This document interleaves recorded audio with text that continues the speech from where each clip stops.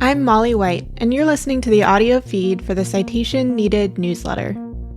You can see the text version of the newsletter online at citationneeded.news. Coinbase appears to have violated campaign finance laws with a $25 million super PAC donation.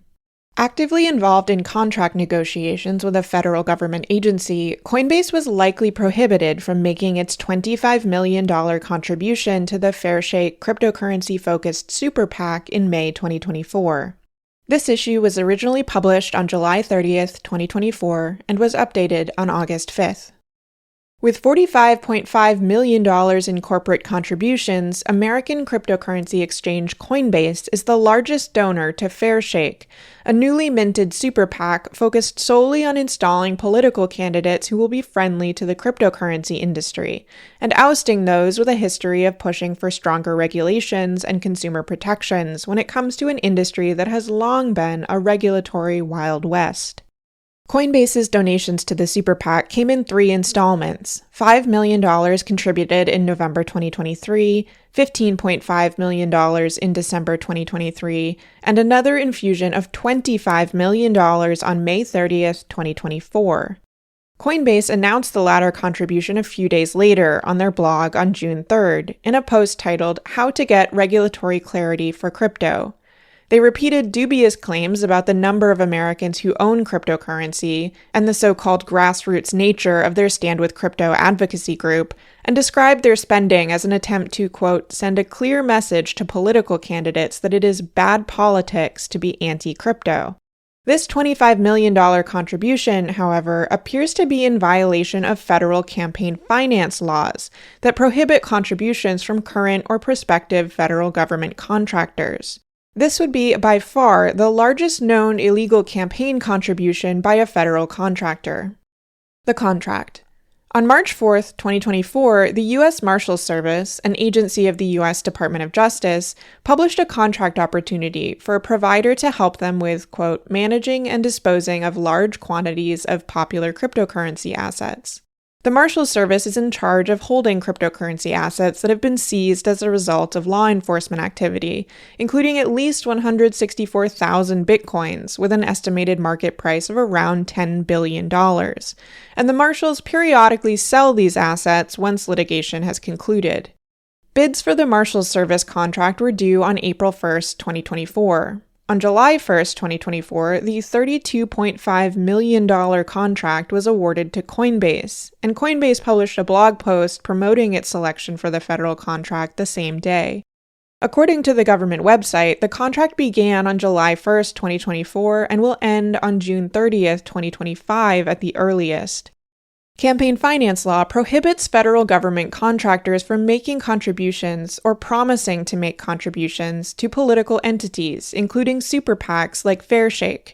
According to the FEC website, which is paraphrasing the law, quote, the prohibition begins when the request for proposals are sent out or the negotiations have begun, whichever is earlier, and ends when performance under a contract is completed or negotiations have terminated, whichever is later.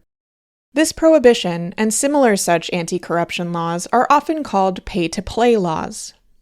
With a request for proposals issued on March 4, 2024, and a contract that will end no sooner than June 30th, 2025, the $25 million contribution on May 30th, 2024 by Coinbase to the Fairshake super PAC is well within the prohibited time period. Another Coinbase contribution of $500,000 on March 20th, 2024 to the Congressional Leadership Fund, which is the committee supporting House Republicans, also falls within the prohibited timeframe. After reviewing Coinbase's contributions and government contract, campaign finance expert and public citizen government affairs lobbyist Dr. Craig Holman confirmed, quote, it is illegal for a federal contractor to make a campaign contribution to any federal committee, including a super PAC. It is appropriate to file a complaint with the FEC. Historical cases.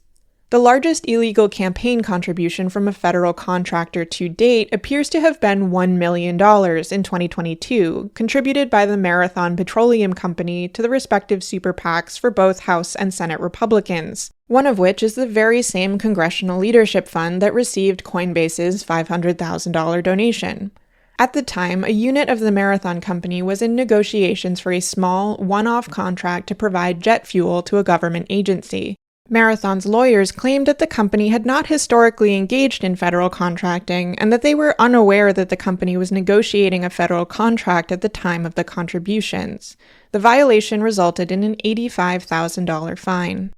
According to FEC data, fines have been levied against other federal contractors for similar illegal contributions, though none of those contributions have rivaled the $25.5 million amount in these contributions by Coinbase.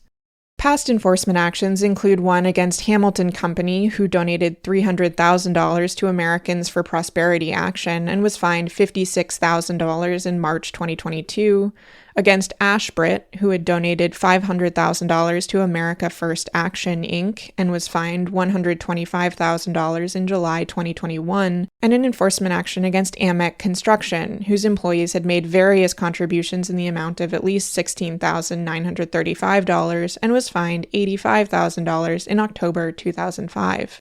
A 2022 analysis of FEC enforcement trends by the law firm Holland & Knight observed that civil penalties against corporations that violated federal contractor prohibitions tended to be closely correlated to the amount of the violation, typically ranging from 17% to 19% of the amount. They also observed, however, that many violators obtained at least partial refunds of their contributions, in many cases offsetting the penalties. A possible loophole. Holman noted that some corporations have sidestepped FEC restrictions on federal contractors by claiming that the campaign contribution came from one entity while the government contract was awarded to another. This most notably occurred in the case of a $2.5 million contribution in 2012 by the Chevron Oil Company, also to the Congressional Leadership Fund. Holman, working with the advocacy group Public Citizen, filed a complaint in concert with several environmental advocacy groups. However, the FEC ultimately dismissed it after accepting the Chevron Corporation's argument that Chevron, the political donor, and Chevron USA, the government contractor, were separate entities, despite the companies sharing a CEO and mailing address, and despite Chevron USA being a wholly owned subsidiary of Chevron. Holman criticized the FEC's decision at the time as one, quote, that could create a loophole $1 million wide for other companies to exploit. A later petition to the FEC to close the loophole resulted in a 3-3 deadlock. It's not evident that Coinbase is trying to exploit this very loophole with this campaign contribution, but it is at least possible. The government contract and the campaign contribution are tied to Coinbase Inc., and simply Coinbase, with mailing addresses in New York and California, respectively. Quote, FEC records are often quite general, noted Holman, describing the difficulty this sometimes causes in establishing that a donor and a government contractor are the same entity. Quote, it probably is the same, but I cannot confirm this with the data available. Coinbase claims to be, quote, a decentralized company with no headquarters, suggesting that its business entities may not be closely tied to either particular location or mailing address. In multiple state records, Coinbase Inc. uses the same New York address as on the government contract as its registered address, and uses the same Oakland address as on the FEC contribution record as its mailing address. Coinbase does have multiple subsidiaries, including one each registered in California and New York, although neither is mentioned by name in either the government contract or the FEC reporting. Various subsidiaries also use the same New York and California addresses as used on the government contract and FEC filings. The New York subsidiary is the Coinbase Custody Trust Company, LLC, which shares the address used in the government contract, and it's possible that this is an entity involved in the government contract. However, Coinbase's own business onboarding documents for Coinbase Prime, which is Coinbase's institutional service being used by the Marshals, explain that businesses that use Coinbase Prime will enter into contracts with Coinbase Inc., and either its local or international subsidiary, in this case, Coinbase Custody Trust Company. If Coinbase Custody Trust Company is indeed an entity involved with a government contract, despite not being mentioned by name, its parent Coinbase Inc. is likely also a party. While Coinbase's documents note that businesses do have the option to only contract with the trust company and not with Coinbase Inc., this is for the custody-only solution, which does not include the institutional trading services that the Marshals have contracted from Coinbase. A spokesperson for the Fairshake Political Action Committee reached on July 30th did not respond to requests for comment on the Coinbase entity that donated to the PAC, whether Fairshake had solicited the donation, or whether Fairshake had confirmed with Coinbase at the time of the donation their status as a federal contractor.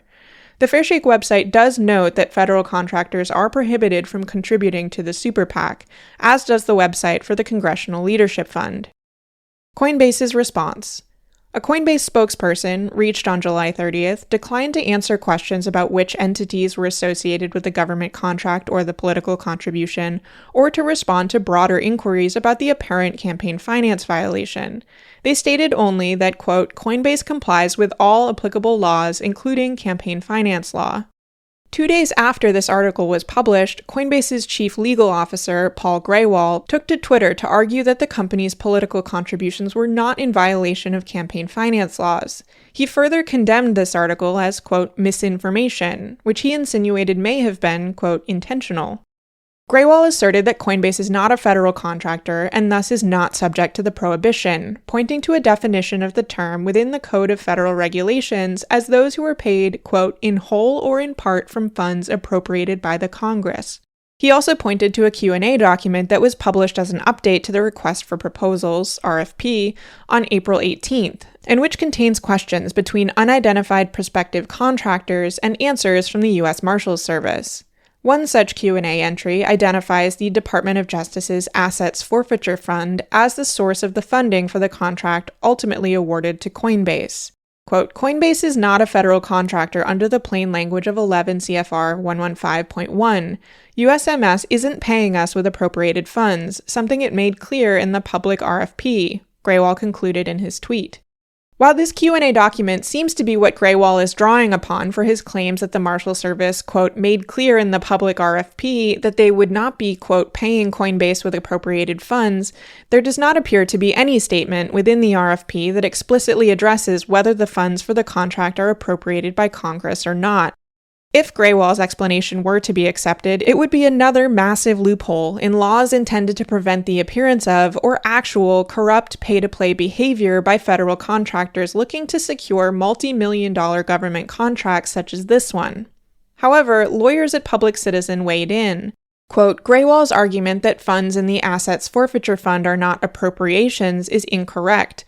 Just this year, the U.S. Supreme Court rejected a similar contention, making clear that an appropriation is simply, quote, a law that authorizes expenditures from a specified source of public money for designated purposes. Consistent with the court's holding, a report published by the Congressional Research Service explicitly describes the Department of Justice's Asset Forfeiture Fund as appropriated by Congress.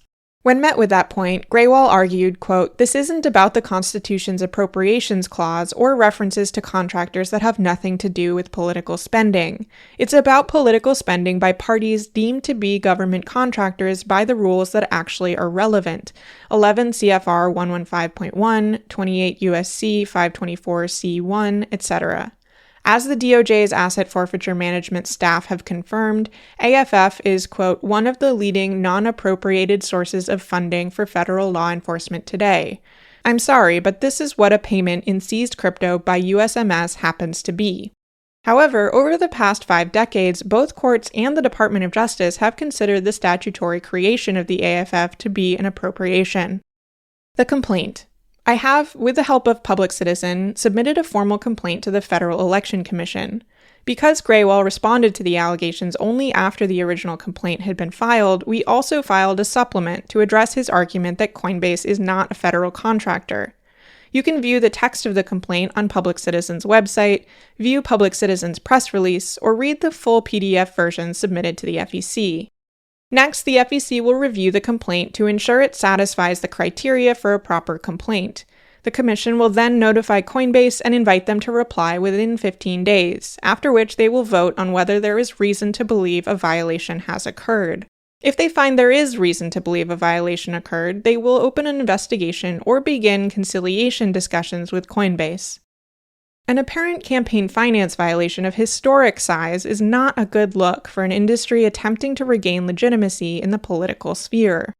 Earlier overtures to politicians and regulators largely came from the cryptocurrency exchange FTX, whose CEO Sam Bankman-Fried had aimed to be the adult in the room representing the industry in policy discussions on Capitol Hill. The collapse of his cryptocurrency exchange in November 2022, which revealed the massive fraud ongoing at the company, burned many of the bridges the industry had built with Congress and embarrassed the many politicians who had accepted substantial donations from his company or illegally routed through its executives. Some political action committees that also received funds from FTX and Sam Bankman-Fried may have to forfeit some or all of the money illegally given to them. Campaign finance violations played a role in the criminal case against FTX's executives, and one executive convicted on a campaign finance charge, Ryan Salem, will be reporting to prison in the near future to begin his more than 7-year sentence. Ultimately, the case against Sam Bankman-Fried primarily focused on the financial fraud, and he was convicted and sentenced to 25 years in prison.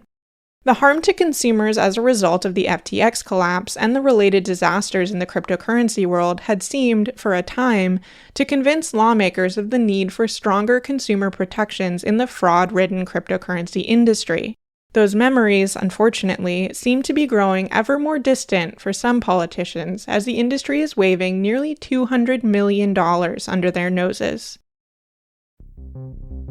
Thanks for listening to this issue of the Citation Needed newsletter. To learn how to support my work, visit mollywhite.net/support. If you'd like to read the text versions of these episodes, sign up to receive the newsletter in your email, or support my work on a recurring basis, go to citationneeded.news.